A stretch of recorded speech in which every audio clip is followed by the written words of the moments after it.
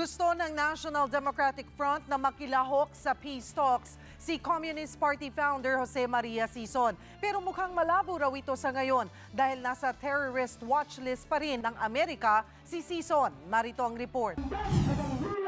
Higit 30,000 ang nagtipon-tipon sa Davao City kahapon para ipaabot kay President-elect Rodrigo Duterte ang tinawag nilang People's Agenda.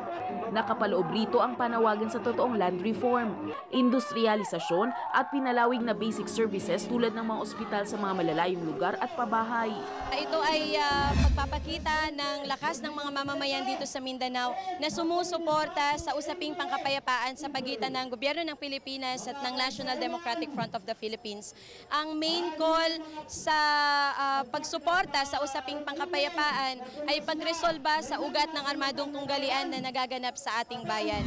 Nanawagan din ng grupo ng mga Moro na huwag makialam ang Amerika, lalo sa isyu ng pagbansag kay Communist Party founder Jose Maria Sison bilang terorista. Posibleng ito raw kasi ang maging hadlang sa pag-usad ng peace talks sa pagitan ng gobyerno at ng National Democratic Front o NDF. Gustong isama ng NDF si Sison sa peace talks. Ang problema, hindi ito makabiyahe dahil nasa international terrorist list pa rin. Oo, it will help. Of course, especially kung talagang they would like Joma to come to the Philippines, no? Kasi ang problema nga dyan is yung the moment sumakay siya ng eroplano, the US can interdict tulad ng ginawa nila kay Evo Morales, di ba? Kaya't kailangang unahin daw ang pagtanggal ng pangalan sa US terror list. 2002 nang isama ng US at ng European Union sa terror list si Sison. Ayon sa gobyerno, hindi pa ito na pag-uusapan. Hindi pa kino-consider yan dahil what is important is that we are able to resume the talks formally.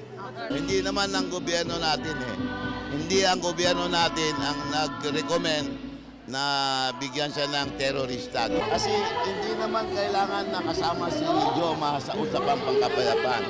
Dahil ang usapan ay panel to panel. Pero aminado si Bello na mas malaki ang pag-asang tanggalin si Sison sa terror list kung kasama nga siya sa peace talks.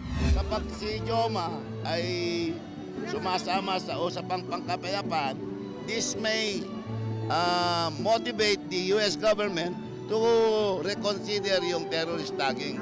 Kasi nakikita naman nila na nakikipag-usap siya tungkol sa kapayapaan, which is a clear proof na he is not a terrorist. Muli namang pinuri ni Sison si Duterte sa ginawang peace forum.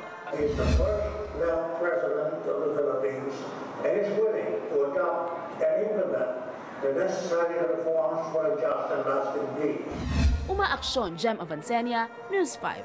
Be sure to come back. Use 5 everywhere. Copyright 2016.